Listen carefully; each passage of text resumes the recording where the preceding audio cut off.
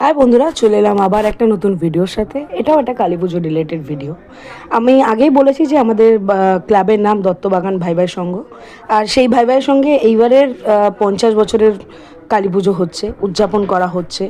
এবার কিন্তু এইবারে কালী পুজোটা একটু অন্যরকম। আমরা তাদেরকে উৎসর্গ করছি যারা আমাদের মধ্যে আর নেই, যারা আমাদের এই ক্লাব প্রতিষ্ঠা করতে বা এই কালী পুজোটা প্রতিষ্ঠা করতে অনেক সহযোগিতা করেছে, যাদের হাত অনেক বড় ছিল, যাদের সহযোগিতা ছাড়া আমরা হয়তো এই কালী পুজোটা এত বড় করে করতেও পারতাম না, যাদের কাছ থেকে আমরা অনেক কিছু শিখেছি।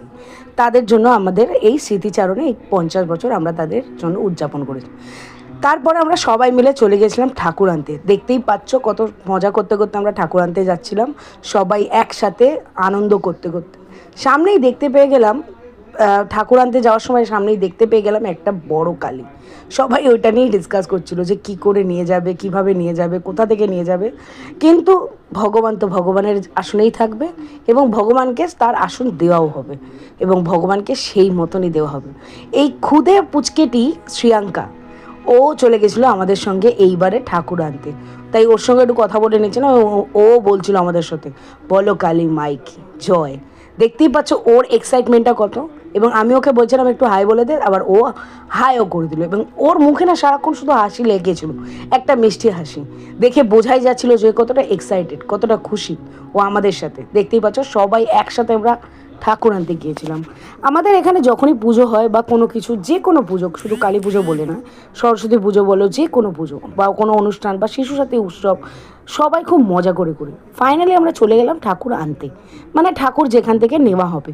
এবং দেখতেই পাচ্ছ আমাদের ঠাকুরটা কত সুন্দর হয়েছে। আমি দেখিয়ে দিচ্ছি, ঠাকুরটা অবশ্যই দেখাবো, কেন দেখাবো না।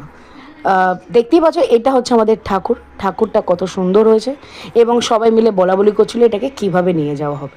এবং ততক্ষণে আমি আর শ্রিয়াঙ্কা ছোট্ট একটু ভিডিও করে নিচ্ছিলাম এবং বলছিলাম, ওই দেখ ঠাকুর কত সুন্দর হয়েছে না ঠাকুরটা। তার মধ্যে পিয়াও একটু ভিডিও করে নিচ্ছিল, বলছিল আমিও একটু ভিডিও করবো, এরকম করে নে। তা কিন্তু ও একটা প্রবলেম করে ফেলেছিল, মানে হয়ে গেছিলো আর কি।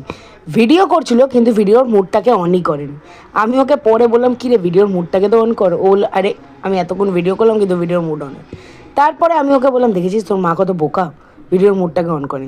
মাঝখান থেকে রক্তিম চলে এলো, রক্তিম তোমাদের 2 আঙ্গুলও দেখিয়ে দিল, বললো হায় হায় হায় তুমি ব্লগ করছো। ফাইনালি আমাদের কুলি ফুলি জোগাড় করে আমরা আমাদের ঠাকুরটাকে নিয়ে আসছি।